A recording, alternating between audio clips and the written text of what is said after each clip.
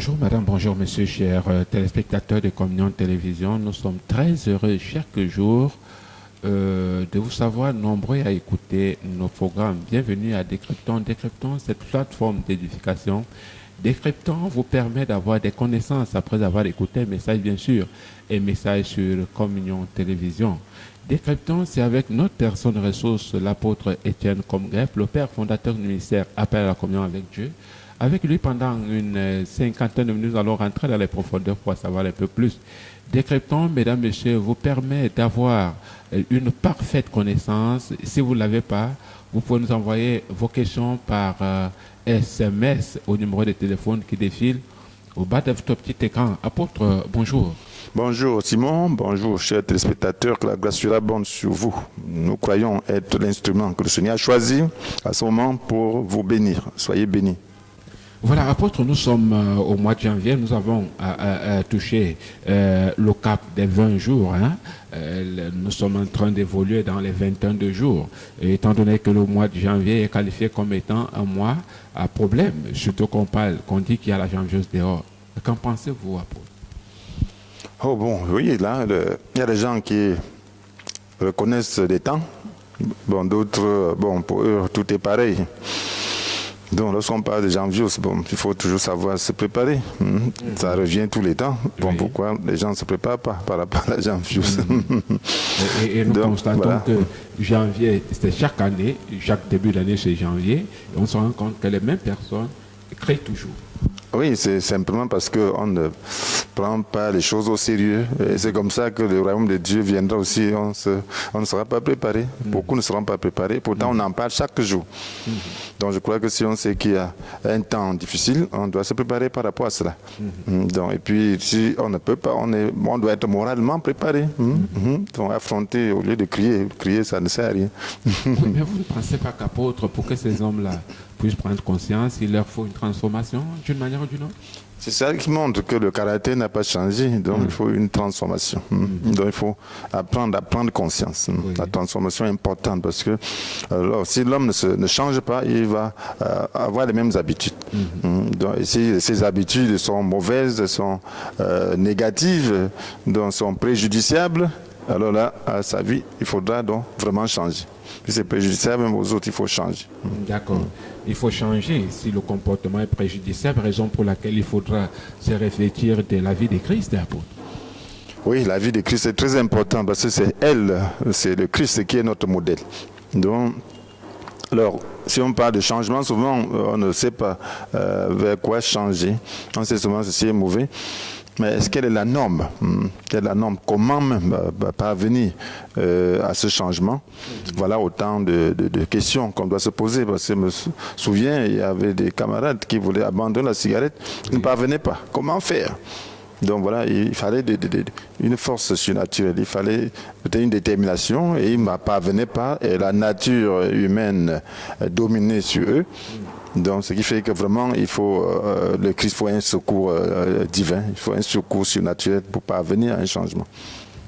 Il faut un secours divin, il faut quelque chose de spécial. Mesdames, Messieurs, vous voulez bien comprendre, tout à l'heure, nous allons rentrer un peu plus en profondeur sur la transformation et surtout que la vie de Christ exige un certain nombre de détails. Mais puisque nous parlons de la vie du Christ et maintenant, nous entrons dans la transformation apôtre, quelle transformation faites-vous allusion? Et question de la transformation de l'être. Donc, quand on parle de l'être, de la vie, donc, quand on parle de la vie, on parle des actes qu'on pose. Oui. Donc, il faut être transformé. Donc, de fond en comble, nous savons que les actes proviennent des pensées. Donc, il faut être transformé. Et les pensées viennent du cœur. C'est ce que le Seigneur Jésus nous dit dans Matthieu 15, verset 19. Que c'est du cœur que proviennent les mauvaises pensées qui mènent au meurtre, à l'adultère, à l'immoralité, au vol, au faux témoignage, blasphème. Donc c'est du cœur. Donc il faut une transformation intérieure, il faut une transformation du siège même de la pensée. Donc pour pouvoir donc poser des actes donc qui sont des actes bons pour soi-même et pour son environnement. Donc c'est de cette transformation qu'il s'agit. Oui, mais puisque il s'agit de cette transformation, est-ce que celle-ci doit être physique? Donc c'est une transformation qui doit vraiment aboutir au physique, bref, dans des actes, si on peut dire. Donc c'est d'abord une transformation spirituelle, c'est une transformation morale. Donc, et puis si on parle de morale, ce n'est pas juste faire des efforts, avoir des connaissances et poser juste des actes qu'on pense bon. On ne parviendra pas, ce sera juste, on sera toujours tenté et puis on tombera toujours dans la tentation si on ne se refait qu'un changement naturel. Mais il faut un changement en profondeur, il faut un changement de nature. Oui. Donc, et ce changement de nature n'est possible à personne parce que Dieu seul fait la nature. Donc la nature est quelque chose de spirituel. Ce qui est de naturel doit être vraiment demande une source surnaturelle pour une transformation. Et si cela est fait, apôtre, est-ce qu'elle pourra être visible? Du genre, quand tu regardes quelqu'un, tu peux tout de suite dire que la transformation, elle est là, elle est déjà là. Bien, quand il y a de l'obscurité quelque part et que la lumière paraît, je crois que c'est visible.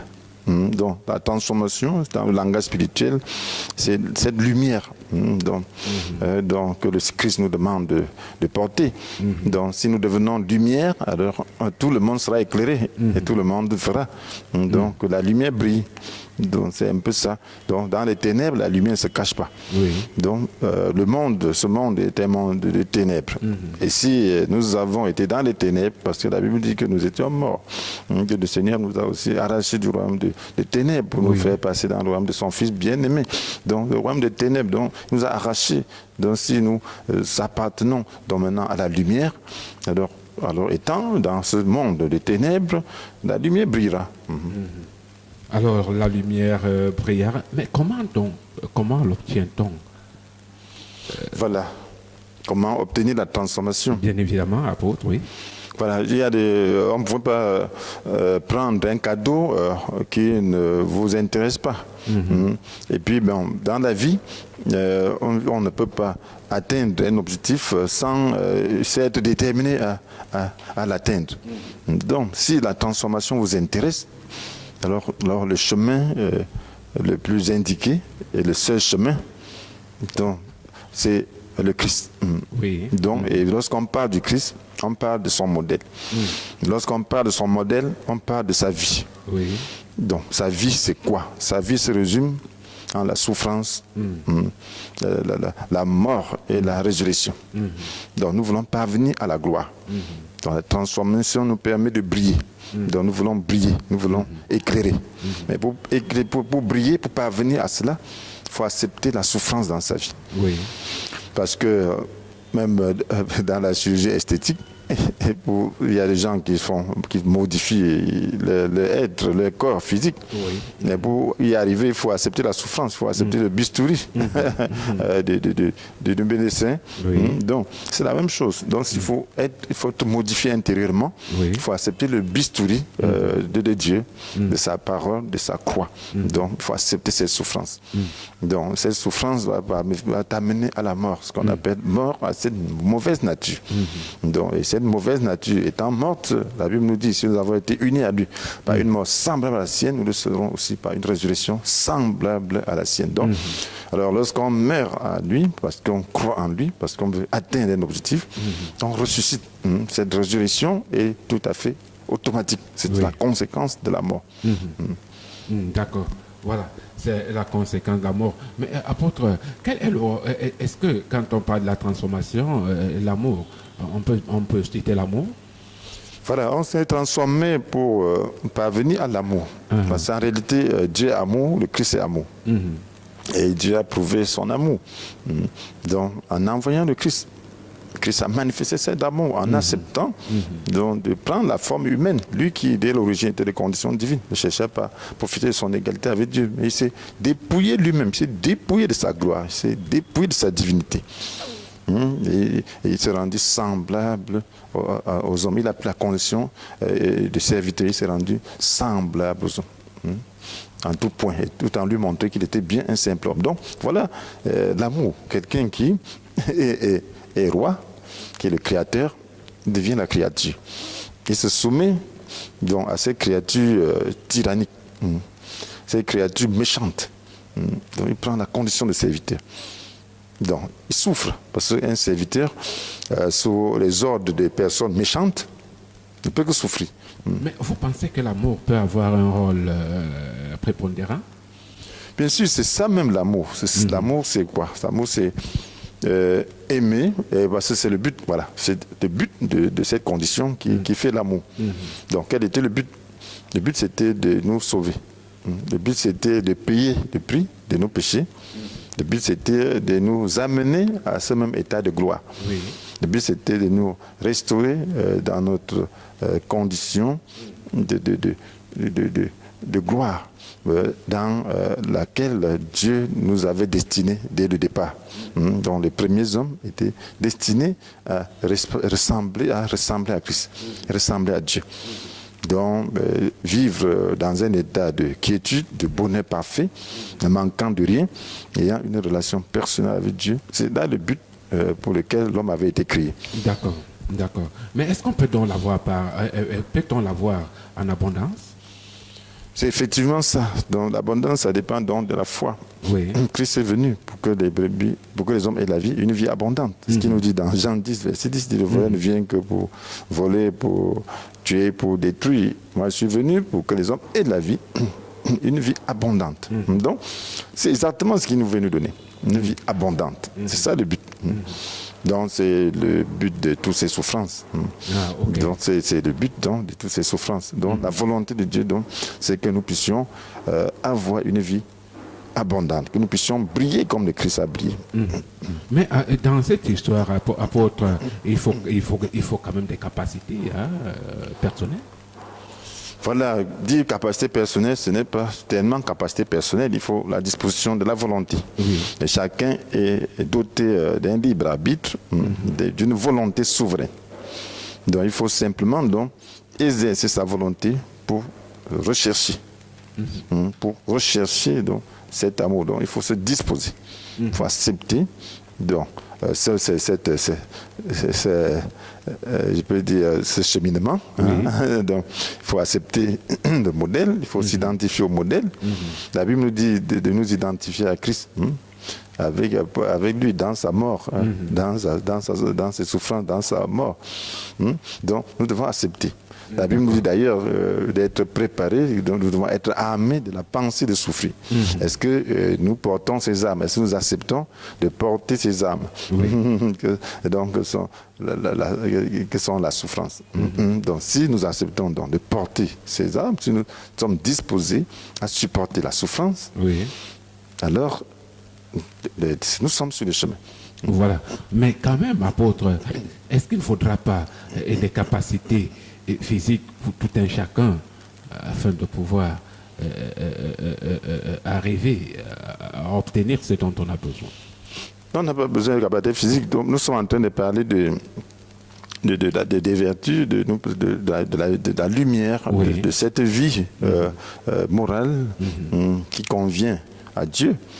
Donc on n'a pas besoin de capacités physiques, on a besoin seulement de la disposition. Parce qu'en réalité, c'est la vie de Christ. Donc c'est Christ qui doit vivre en nous. Donc, alors, pour que Christ vive en nous, nous devons accepter à chacun à son niveau à souffrir. Parce qu'il faut savoir donc de quelle souffrance il s'agit. Parce que c'est pas la souffrance d'apporter peut-être une charge.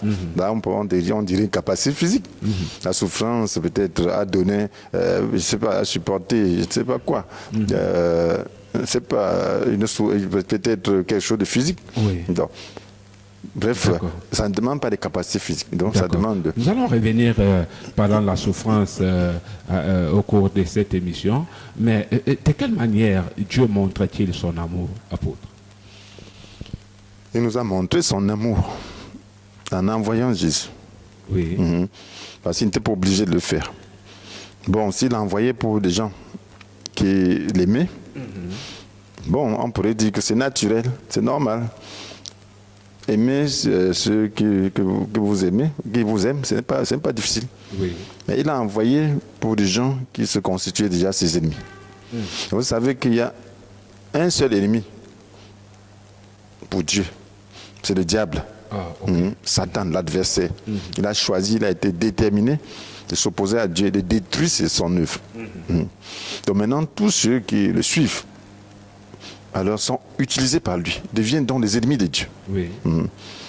Donc tous ceux-là deviennent, donc le diable, tous ceux qui ne sont pas en Dieu sont au service du diable.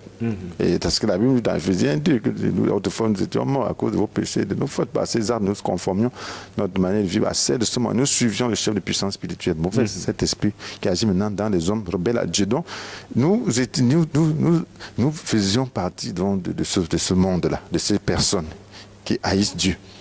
Maintenant, Dieu, vous savez, à la Bible dit tous ont péché, sont privés de la glorieuse présence de Dieu.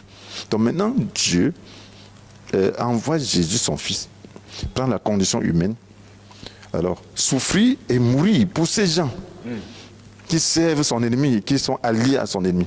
Il n'y a pas meilleure manière de démontrer l'amour que cela. Ok. Maintenant, puisqu'il n'y a pas meilleure manière, quelles sont donc les sources de la jalousie?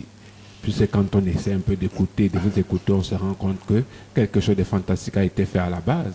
Mais maintenant, la jalousie hier, quelles sont les sources apôtres? La jalousie, c'est juste, ça fait partie des fruits de la mauvaise nature que l'homme porte. Donc la jalousie provient du fait que l'homme est égocentrique. La jalousie provient du fait que l'homme se surestime.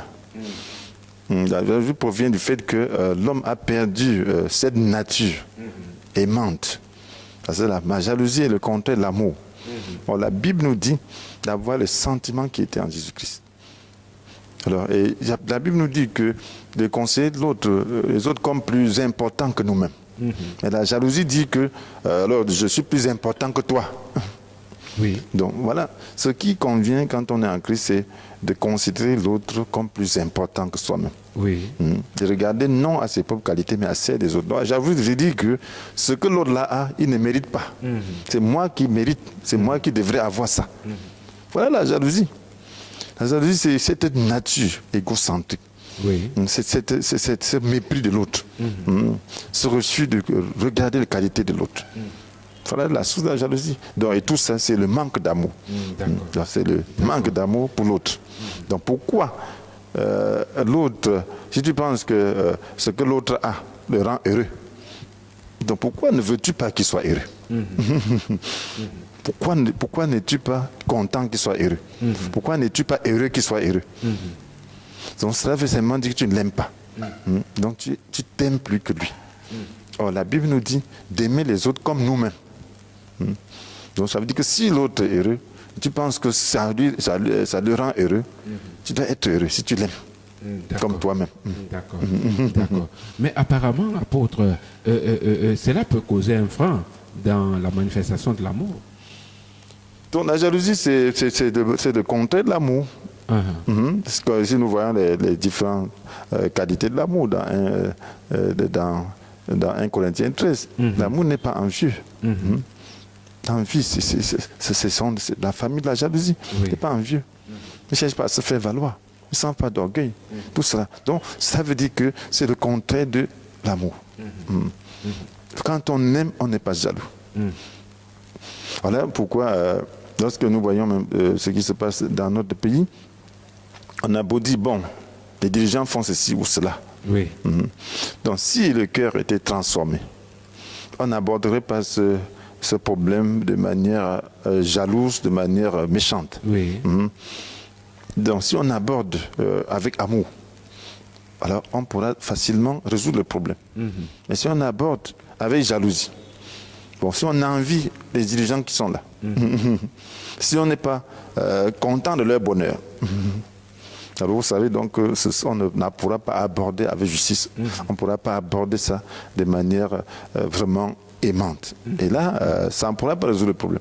Mais si maintenant on est détaché de la jalousie, et puis on aborde, on parle des choses qui sont objectives, sans méchanceté, puis montrant le chemin. Dire que voilà, ici, là, vraiment, nous sommes des peuples, voilà ce que nous vivons, voilà. Nous voulons que vous fassiez un peu comme ça pour que nous vivons bien. Nous ne sommes pas jaloux de votre position, nous ne sommes pas jaloux de ce que vous avez, mais voilà. Ce langage-là permet que le diable soit écarté. et que la justice de Dieu puisse être manifestée. Parce que si déjà tu es jaloux, tu tombes sous le coup de la justice de Dieu. Alors parce que ce n'est pas envie. Tu veux être aussi là pour faire la même chose. Ça, c'est ce qu'on appelle la jalousie. Mais si tu n'es pas jaloux, Dieu va t'écouter. Et même les gens vont être disposés à t'écouter. Et même s'ils ne sont pas disposés, Dieu va leur parler. Parce que tu le parles, tu le dis de la part de Dieu. Parce que Dieu est là où se trouve l'amour. Dieu est dans un cœur aimant. Dieu est dans des actes d'amour. Donc si les Camerounais changent de cœur, changent d'intention et commencent à manifester l'amour de Dieu, c'est Dieu lui-même qui va changer les dirigeants. Soit les changer moralement, soit les changer physiquement. Ce n'est pas l'homme, c'est pas l'homme de le faire. Il ne revient pas à l'homme. Parce que Dieu, c'est lui qui établit les dirigeants. Les autorités, c'est lui qui les a établis et c'est lui qui peut les écarter. D'accord. Voilà, les autorités. Mais maintenant, apôtre, l'homme doit avoir une part de responsabilité, hein? Bien sûr, puisque sa responsabilité, c'est lorsqu'on te donne le choix, lorsqu'on te donne le pouvoir de décision, tu as une responsabilité. Si tu peux décider, tu dois rendre compte. Donc, voilà pourquoi l'homme doit rendre compte du libre arbitre dont il fait usage. Donc Dieu l'a doté d'un libre arbitre, il doit rendre compte de cela. Est-ce que l'Église peut avoir sa part de responsabilité? Bon, bien sûr, puisque l'Église c'est qui? L'Église c'est toi et moi. L'Église c'est l'ensemble de tous ceux-là qui croient. L'Église visible, l'Église locale c'est l'ensemble des hommes. Donc ils sont acquis à la cause de Christ. Donc ils forment dans son corps. Donc maintenant l'Église est toujours, elle est imparfaite. Donc l'Église est dotée d'une volonté. Donc l'Église est constituée de gens ayant le libre arbitre. Et puis Dieu établit aussi les dirigeants qui ont le libre arbitre dans les responsabilités. Donc c'est de pouvoir faire la volonté de Dieu. La responsabilité, donc, c'est de pouvoir se laisser à 100% utilisé par Dieu. Alors, quand tel n'est pas le cas, c'est une responsabilité. Donc, ça veut dire qu'on a failli. Donc, au lieu d'utiliser ton libre arbitre pour te disposer, parce que la Bible nous dit, en réalité, ce que Dieu voulait, c'est que ce soit lui la tête. Donc, que l'homme lui soit soumis entièrement, lui cède sa volonté pour qu'il puisse créer le vouloir et le faire en lui, et qu'il se dispose à 100%. Voilà pourquoi la Bible nous dit, puisque vous étiez mort et que vous êtes maintenant vivant, offrez-vous vous-même à Dieu et mettez-vous à sa disposition. Mettez vos membres à sa disposition comme des armes au service du bien. Donc il faut souffrir à Dieu. Donc on doit souffrir. Donc l'Église doit être constituée de gens qui souffrent. Et alors lorsqu'il y a des membres qui ne sont pas offerts, lorsqu'il y a des membres, des individus qui sont dans l'Église et qui ne font pas ce travail, qui n'acceptent pas de souffrir, alors ça constitue donc un frein. D'accord. Mais apôtre, vous dites que Dieu nous attend. S'il nous attend, où alors? Voilà. Lorsqu'on parle de Dieu nous attend, il nous attend où? Dieu avait demandé à Adam, où es-tu? Il voulait le trouver où? Il voulait le trouver là où il l'avait placé. Il l'avait placé où? Dans le bonheur, dans l'obéissance. Mais il ne l'a pas trouvé là-bas. Dieu où? Il l'avait placé dans la communion. Mais là, c'était dans le jardin d'Éden. Bien sûr. L'homme aussi, lorsqu'il est en Christ, il est repositionné dans cet état de gloire. Mais Dieu le veut là-bas. Dieu veut qu'il soit dans un état d'obéissance. Dieu veut qu'il soit dans un état de communion. Dieu veut qu'il soit dans un état d'engagement, de volonté. Dieu veut qu'il soit dans l'amour total. Dieu le veut dans l'amour. Dieu veut qu'il soit le modèle de Christ. Donc il le veut là-bas. Une fois que vous êtes engagé, corps et âme, disposé, dit Seigneur, me voici. Je veux faire ce que tu veux. Je veux être ce que tu attends de moi. Dieu te trouve, tu es là, où il te veut. C'est à ce moment-là qu'il peut donc faire quelque chose de glorieux avec toi. D'accord.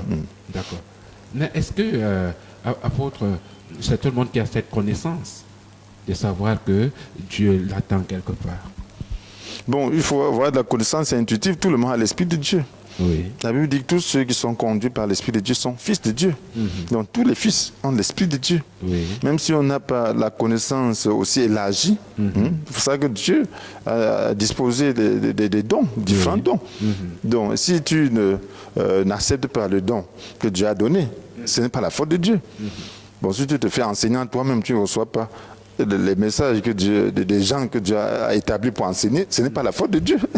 Ça fait toujours partie de l'égocentrisme, peut-être de l'orgueil. Oui. Je connais, donc je ne me fais pas enseigner. Là, ce n'est pas la faute de Dieu. Dieu dit que nous devons apprendre les uns des autres. Mais il y a des dons que Dieu a donnés.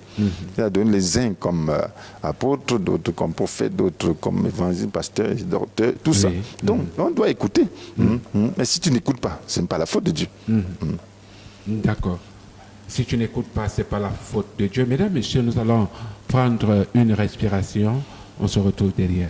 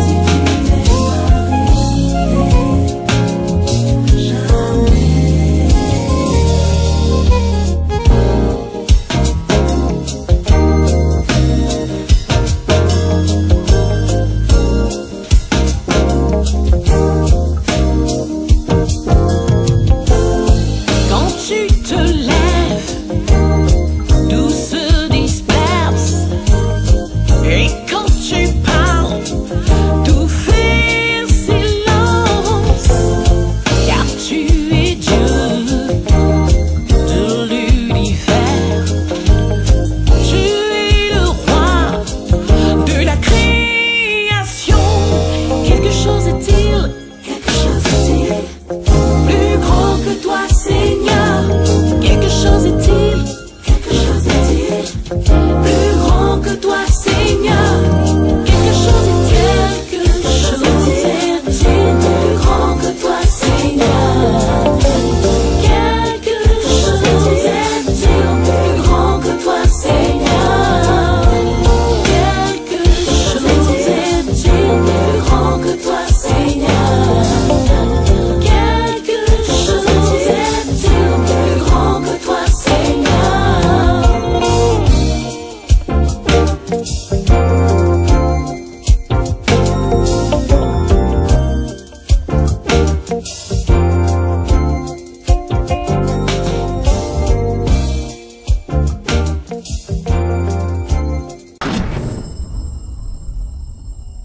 Merci pour cette respiration, mesdames, messieurs, chers téléspectateurs, vous qui venez de vous connecter à l'instant.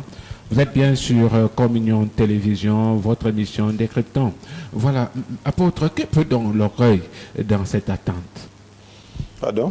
Que peut l'orgueil? Oh, l'orgueil. Vous savez, Dieu résiste aux orgueilleux. C'est un point très.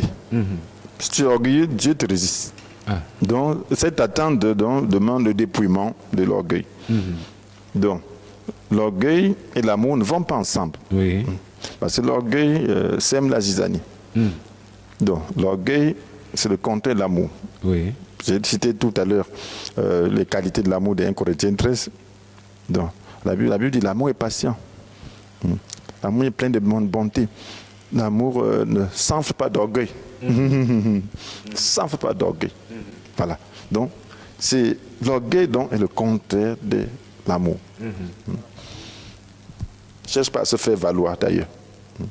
Donc, lorsque on est dans l'orgueil, on n'est pas dans la position où Dieu nous attend. Ok. Donc, il faut dépasser cela. Il faut chercher à parvenir à cette position où Dieu nous attend. Et pour se départir de son orgueil, il faut souffrir. Il faut mourir. Il faut accepter donc d'être méprisé. Parce que Christ a été méprisé. Christ n'est pas orgueilleux. Il a accepté le mépris que les autres faisaient contre lui. Donc, on te regarde comme méprisé, comme abandonné de Dieu, comme frappé, humilié à cause des péchés, de tes propres péchés, alors que tu n'as pas péché. Il accepte. Il accepte. Même lorsqu'il est mort à la croix, on a dit, tu as sauvé les autres, mais sauve-toi toi-même. Descends la croix, nous allons t'adorer. Oui. Tu dis que tu es Dieu, non? Il accepte. Il dit, Seigneur, pardonne-leur, Père, pardonne-leur quand ils savent pas ce qu'ils font. Alors, s'il avait l'orgueil, il a dit, vous allez voir ça maintenant. Je vais vous faire ça dur. Père, frappe-les, pour qu'ils sachent que je n'ai pas péché. Alors là, ce serait l'orgueil. Ce serait chercher à se défendre. Ce serait refuser de porter la honte. D'accord. D'accord. C'est-à-dire à ce niveau-là, s'il fallait faire un choix entre l'orgueil et c'est quoi la patience? On choisirait tout de suite la patience ou bien l'amour, quelque chose comme ça, apôtre. Bon, s'il fallait faire un choix oui, entre l'amour, la patience, l'orgueil, il n'y aura rien à faire pour que quelqu'un choisisse l'amour. Donc, voilà, l'orgueil, la patience fait partie de la qualité d'amour. Ça fait partie, c'est juste une partie de l'amour. Okay, mais alors que l'orgueil ne fait pas partie de l'amour. C'est le contraire de l'amour. D'accord. Donc, c'est comme si on doit choisir le diable et Dieu en même temps. Voilà. Maintenant, parlant de la souffrance, parce que tout à l'heure, vous avez effleuré dans la réponse la souffrance. Que peut-on faire donc dans la souffrance? Donc, la souffrance, d'abord, c'est une souffrance morale, premièrement. Vous savez, on est orgueilleux parce qu'on on a un plaisir intérieur. Il y a un malin plaisir dont on jouit en méprisant les autres. Donc, on veut être Dieu. Vous savez, l'homme veut toujours être Dieu lorsqu'on a l'esprit du diable. On veut être Dieu et c'est pour cela que l'homme avait péché. Donc, il voulait être semblable à Dieu. Pourtant, Dieu l'a créé à son image. Mais il voulait prendre maintenant la place de Dieu. Et c'est ça l'esprit de Lucifer. Dieu l'a établi un grand ange. Mais il a voulu que l'adoration qui est due à Dieu lui soit adressée. Oui. Et c'est la même chose qu'il a insinué pour que l'homme désobéisse. Il dit que tu n'as pas besoin de dépendre de Dieu. Et c'est la même chose aujourd'hui dans le monde. Tu n'as pas besoin de dépendre de Dieu. Lorsque tu es sur baptême, tu veux dépasser ton patron par des moyens, tu te bats. Donc tu ne te soumets pas. Ça, c'est ce qui. Donc tu ne te sens pas à l'aise, tu te sens comme humilié, tu n'arrives pas à accepter cette position. Ça, c'est un autre esprit. Vous pensez qu'il est possible d'accepter la souffrance, apôtre? Donc la souffrance, c'est quoi? Donc voilà, je viens. Oui. Je viens, ça veut dire que lorsque tu n'acceptes pas déjà la position dans laquelle Dieu t'a placé pour ce moment-là, oui. Ça veut dire que tu es orgueilleux. Et maintenant, pour être humble, tu dois souffrir. Parce que pour changer d'intention, Donc parce que ta nature donc, est orgueilleuse. Alors pour aller à contre-courant de ta nature, il faut que quelque chose se brise, il faut souffrir. C'est-à-dire qu'il y aura un salaire après ça? Voilà, tu dois accepter de souffrir. Donc il y a une souffrance intérieure. C'est-à-dire quand on souffre, alors on s'attend à un salaire. Voilà, donc le salaire, c'est que tu seras délivré de cet orgueil. Oui. Et lorsque tu es délivré de cet orgueil, donc tu vas vers la gloire. Donc voilà ton salaire. Ton salaire, c'est que tu connaîtras la gloire de Dieu, tu connaîtras la présence de Dieu. C'est le salaire. Est-ce qu'il peut arriver à l'homme de souffrir pour rien? Oui, il y a des souffrances qu'on peut faire pour rien. Parce que l'apôtre Paul dit que Pierre dit que personne ne souffre parce qu'il s'ingère des affaires d'autrui. Il fait ceci, les voleurs, ou cela, ou ceci, ou cela. Donc, il y a des souffrances gratuites. Tu souffres parce que tu as insulté quelqu'un. Tu as porté plainte. Ça, c'est une souffrance gratuite. Tu souffres parce que tu as volé. Ça, c'est une souffrance gratuite. Tu souffres parce que tu as cassé la maison de quelqu'un. Ça, c'est une souffrance gratuite. Ce qui est terrible, c'est que même dans cette histoire, d'autres font le témoignage. Pourtant, ils ont été, d'une manière ou d'une autre, inculpés à raison. Voilà, c'est ça. Donc, tu souffres parce que quelqu'un, en passant, a soulevé la poussière sur toi et tu as cassé son pare-brise. Okay. Tu voulais qu'il prenne la voiture sur la tête. Donc, tu vas en prison. D'accord. Donc, voilà autant de choses. Là, c'est gratuit. Parce que ça ne te change pas. Oui, c'est-à-dire que l'homme ne doit pas tout accepter. Donc, il y a des souffrances dont tu es responsable. Donc, tu dois éviter de poser des actes qui vont te mettre dans cette situation. Okay. Donc, maintenant, il y a des souffrances que toi-même tu cherches. Parce que tu sais que ça va t'amener à la gloire. Oui. Ça veut dire que tu acceptes. Quelqu'un t'insulte, tu acceptes de ne pas répondre. Tu acceptes de rendre le bien, de rendre le bien au mal, par rapport au mal que tu as subi. Ça, c'est une souffrance. D'accord. Donc, que tu es volontaire. Voilà. Maintenant, apôtre, quelle est la place de Jésus dans tout cela? Voilà, Jésus, la place de Jésus, c'est que la place de Jésus est fondamentale. Oui. Parce que Jésus est le modèle. Et c'est aussi par lui que nous pouvons être délivrés. C'est aussi par lui que nous pouvons subir les souffrances qui portent à la gloire. Oui. Parce que Dieu nous a destinés à être conformes à l'image de Dieu. Dieu nous a destinés à l'avance. C'est ce que la Bible dit dans Romains 8. Dieu nous a destinés à l'avance, à être conformes à l'image de Christ. Donc, Christ est le modèle.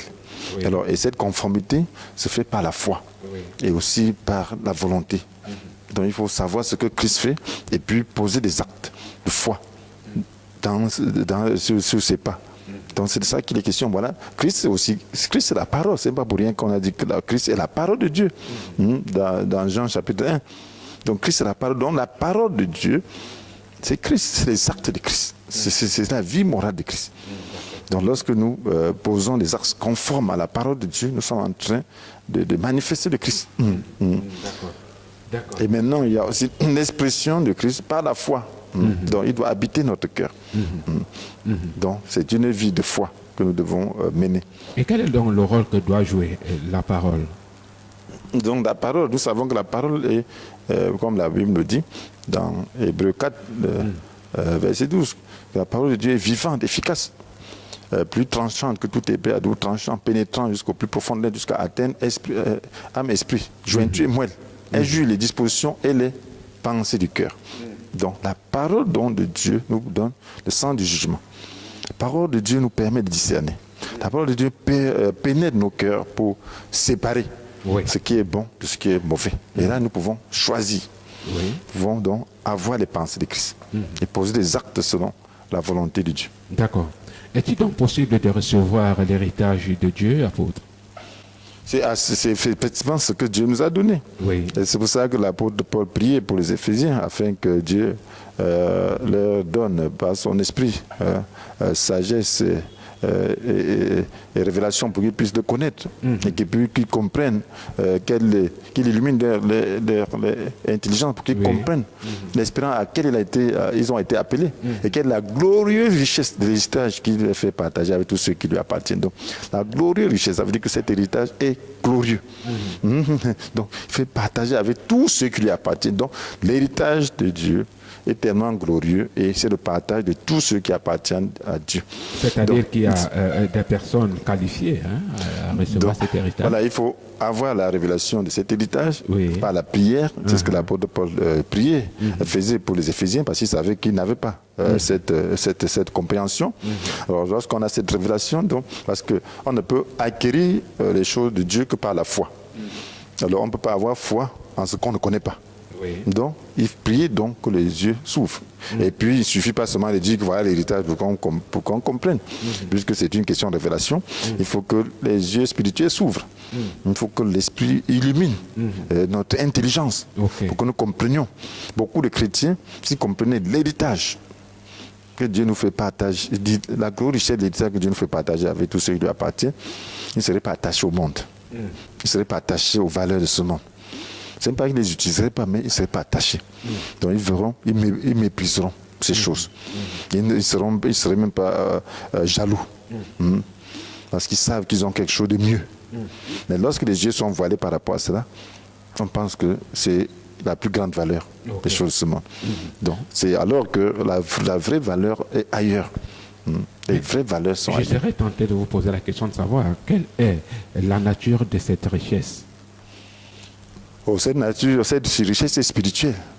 Donc, elle est d'abord spirituelle. Le Seigneur dit, faites du règne de Dieu ce qui est juste à ses yeux, votre préoccupation première. Toutes les autres choses vous seront données. Donc, quand vous faites de cela, votre préoccupation première, ce qui vous est nécessaire pour vivre heureux dans ce monde, vous est donné. Vous êtes donné, parce qu'en réalité, vivre heureux dans ce monde n'est pas nécessairement vivre très riche. C'est avoir de quoi faire la volonté de Dieu. C'est résoudre ses problèmes, c'est manger à sa faim. C'est se déplacer convenablement. C'est ça, vivre heureux. Voilà, cela exige quand même quelques efforts, non, supplémentaires. Voilà, donc tout revient toujours à la croix. Lorsque vous êtes dans ce monde où beaucoup de gens sont attachés aux valeurs de ce monde, où beaucoup de gens sont attachés, sont haineux à cause des choses de ce monde, où beaucoup de gens sont jaloux, alors il te faut des efforts pour pouvoir faire ce qui est bien. Alors lorsque tu empruntes le chemin de la justice, de la gloire de Dieu, alors tu es méprisé. Donc, parce que on va te dire, toi, tu nous parles même de quoi? Parce qu'on pense que quelles que sont les autres valeurs qui valent. Donc, c'est ça le problème. Donc, il faut accepter dans la souffrance. Il faut accepter le mépris. Il faut accepter la souffrance. Mais quelque part, apôtre, j'ai comme impression que le découragement peut jouer d'une manière négative. Le découragement est une grosse arme, une puissante arme contre la vie du chrétien. Le découragement, vous voyez, quand on dit découragement, ça veut dire que tu perds le courage. Donc ça veut dire que tu ne peux plus combattre, ça veut dire que tu ne peux plus avancer. Alors si tu n'avances pas, tu vas arriver à quoi? Puisqu'en réalité, la vie chrétienne, c'est un chemin. Si tu n'avances pas sur ce chemin, tu n'aboutiras pas à la gloire. Donc là, si tu es découragé, ça veut seulement dire que l'ennemi est en train de te voler, t'empêcher de parvenir à la gloire, d'obtenir. C'est pourquoi d'ailleurs tu t'es engagé sur ce chemin. Donc il doit refuser le découragement. Voilà pourquoi la Bible nous dit que Dieu nous a pas donné un esprit qui nous a donné un esprit qui doit de faire nous des lâches, nous rend forts, aimants et réfléchis. Donc on ne doit pas être lâche, on doit être fort. Aimant, réfléchir, déterminé. Donc être prêt à parvenir à tout prix. D'accord. Maintenant, apôtre, je souhaite être un exemple. Qu'est-ce que je dois faire? C'est simple. Il faut déjà connaître le modèle de Christ. Donc il faut lire la parole de Dieu pour connaître le modèle de Christ, pour voir sa vie morale. Et puis, c'est résumé. Ça c'est résumé dans l'amour, dans la souffrance. La souffrance, la mort et la résurrection. Donc il faut se disposer à souffrir. Souffrir pourquoi? pour aimer l'autre. Souffrir pourquoi? Pour aimer celui qui n'est pas aimable. Souffrir pourquoi? Pour poser des actes positifs, des actes de bonté envers celui qui ne le mérite pas, qui le mérite le moins. D'accord. Et là, tu dois demander donc la force du Saint-Esprit. Il faut que Christ habite en toi par la foi. C'est ce que la Bible dit dans Éphésiens 3, verset 17. Il dit que tu habites en toi. Donc, exprimer la nature de Christ par la foi. Dis que tu es capable de faire cela. Parce que Christ vit en toi. D'accord. Mesdames, Messieurs, le temps que nous avons imparti est arrivé à son terme. Apôtre, que retenir de tout cela?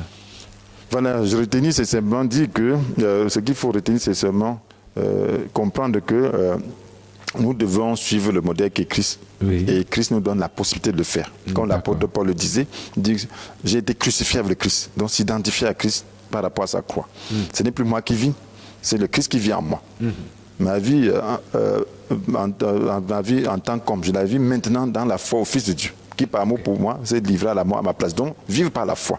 Donc, crucifier la vieille homme, crucifier la jalousie, crucifier l'orgueil, crucifier, tout ce qui est mauvais, pour pouvoir donc manifester ce qui est bon, les vertus de Christ, par la foi.